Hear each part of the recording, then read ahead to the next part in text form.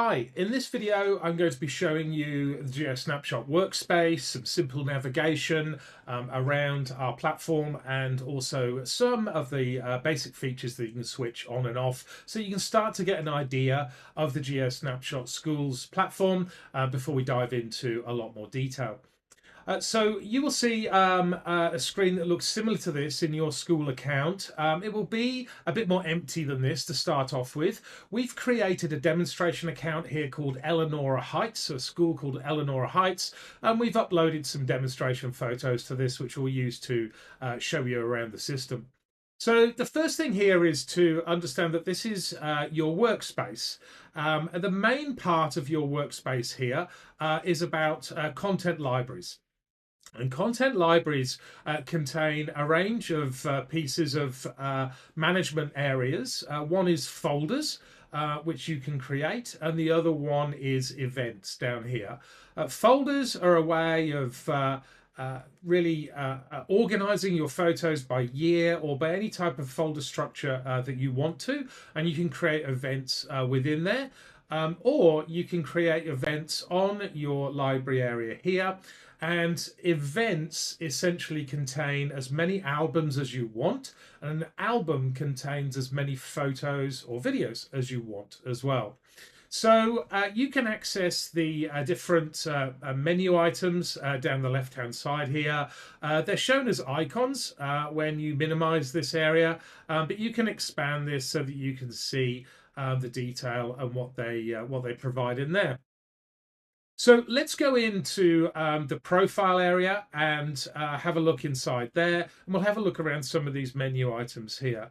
So you can see this has been set up here. We have the school email address. We've got a logo here. We've got various pieces of information, including the name of the school here as well. And this is going to be important for us when we want to share our photos a bit later on. So there's not much else in this particular area, but let's go and have a look at the settings area here as well. So the settings area contains three key areas. One is your team. So you can set up your own team within your school, and they can have different roles. So you can have account managers, account admin, and photographers here as well. So if, for example, a teacher wants to be able to upload photos, you would just have them as a photographer in here because they don't need to manage the account or do account admin. But your media or communications people with inside your school may well have a manager or an admin role, and they all have different different levels of access to your account. You can simply invite them by entering their email address, selecting their role, and add to team, and an email will be sent to them where they can accept that role. The second one is settings, and there's quite a lot in here. So the first one is that basically you can invite photographers in different ways. You can make their invitation expire after a period of time so they don't have access to keep uploading photos after a while. One of the important ones is selfie search. So we do provide you with the ability to use face recognition, sometimes called selfie, to enable people, parents, to find the students' photos quickly and easily. So at an account level, you can switch this on or off here, okay? And you should read through the terms and conditions and the privacy policies around this. You should put in waivers with the parents to make sure they understand that you're going to be using face recognition and selfie search to enable them to have access to some of these great mechanisms that will save them time, enable them to do their searching in a really quick way. You can also do things like hiding the photographer names here. Which is quite important. If you've got a lot of photographers, maybe sometimes parents or students or teachers uploading photos, you might not want their names present on each one of the photo albums. So you can hide their names here. The other one is you can provide your own support details. So you can put in your own email address here, and you can put in a support label, which says basically, please contact support. Okay, and you can then have any parents contacting you directly so that you can provide your own level of support to them. That's where that lies. If we go on to the next one, it's about photo security. So photo security enables us to be able to upload photos and have those children redacted from any photos that are available to other parents. We call it blocking sometimes, or photo redaction.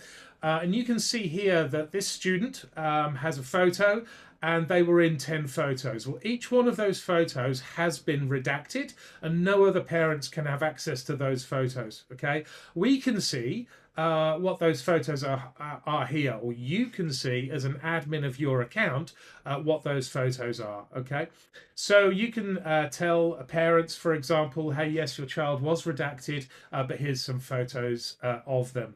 Now, we can pick up, for more advanced school integrations, we can actually pick up those profile photos automatically from your student information or management information systems. Okay, so let's go back now and have a look at our library here. And you can see that we have a whole range of events in our profile section here. Okay, so this is an event. So this is a something that's happened at the school that you've wanted to take photos at. So say it's the drama club. In the drama club, there are 3 different albums that have been created in here. And each one of those can contain as many photos or videos as you want to. Okay, so I can just click back here. I can go to the end of term party. You can see there's a whole range of photos here. And I can just go back to the drama club here. And so I can look at any one of these that I want to within here. So the library contains events that contain albums and contains photos and videos. So let's look at how we would share these with parents right now. So we can go at the settings. So earlier on, we looked at the settings at the account level. We're now going to look at the settings at the event level. Okay, so at the event level, we can see here that this has been set up by Chris Clark. It's got a location. It's got a price, so it's free sharing here. We have also set an event password, so nobody can see the photos from this event until they have this password here. So you can use this as a secondary level of protection for the photos, that parents can't get access to any of the photos until they use that password. You can invite photographers to your event. So just uploading to this event as opposed to uploading to your whole account, which we showed earlier, just by entering their email address and sending invites. So if you have a parent who wants to be a photographer at the athletics carnival, for example, you can invite them here. They can only upload to this event. And of course, you can hide the photographer names here as well. You can look at the album stats, how many photos have been uploaded, how often they've been looked at, and very importantly here, you can look at sharing. We'll just come back to this in a second, but we'll go through some other areas. So selfie search has been set on here. I can set it to off if I want to, but I have to do that before I upload any photos. If I'm selling photos, I can sell packs of photos, so quantity discounts and things like that. This event is free sharing, so I can't sell packs. Oh, excuse me. You can look at overlays as well, so you can put a logo, the school logo, on here, for example. And you can set privacy here so that if you're using selfie search, face recognition, you can only see photos by using selfie search. So a parent might have to use the password to go in and see the photos, but they can't see any photos until they've uploaded a selfie that matches in the photo albums. Okay, so another level of security there. But let's go back and let's see how we can share these photos with our parents. So in here, you can see there's sharing. We can copy the URL here. Now, this URL can be put out on your parent communication systems. It can be put into emails, for example. You can have a QR code, which is available as a printout at a particular event. There's a whole range of ways in which you can share these with the parents. But if I copy this URL, You can see here, I'm going to go to a new tab and I'm going to put this in here. And it's going to say the event is password protected. Now, the reason that it auto fills in here is because I'm the admin of this account. So we were just in the account itself, meaning that I'm an admin. So I can unlock those photos quite easily and simply. And this will save your management team time so they can get in and see those photos.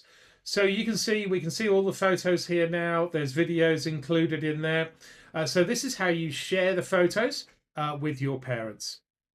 In addition, if we just go back to the content library here, we have help articles available from this icon up here. So you can go in and look at help articles available on the system. In addition, we also have a very active support service for all of the schools.